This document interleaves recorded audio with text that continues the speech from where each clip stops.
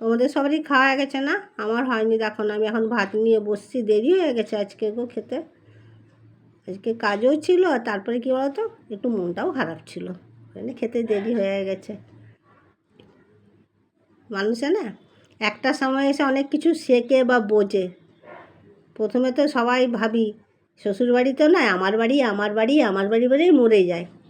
কিন্তু একটা সময় এসে দেখি না, এটা আমার বাড়ি না, যাদের বাড়ি ছিল তাদেরই রয়েছে। আমি তো কাজের মতন প্রয়োজনে এসেছিলাম, যখন যার প্রয়োজন হয়েছে সে তখন আমাকে ব্যবহার করে নিয়েছে, এখন প্রয়োজন শেষ, এখন পারলে সবাই একটা গোল মিটিং করে বিচার করে। এই বয়সে ভাবতে পারো? তাহলে কে বলে শ্বশুরবাড়ি নিজের বাড়ি? ভুল বলেছে যে বলেছে। হয়তো কিছু জনের জন্য নিজের হতে পারে, সবার জন্য এই ক্ষেত্রটা হয় না। আমরা মেনে নিই শ্বশুরবাড়ি ভালো, তাই, আর কিছুই না। মেয়েদের জীবনে কোনো বাড়িই হয় না অ্যাকচুয়ালি।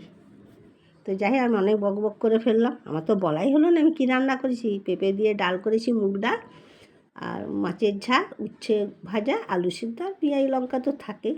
আর তোমরা কেমন আছো? ভালো আছো আশা করি, আর ভালো থেকো। যারা ফেসবুক থেকে দেখো না, তারা আমার ইউটিউব চ্যানেলে গিয়ে পিসিমণি রান্না করেছে, সেখানে গিয়ে লাইক শেয়ার কমেন্টটা করে দিয়ে সাবস্ক্রাইবটা করে নিয়ে টাটা বাই বাই, ভালো থেকো। আজকের মতন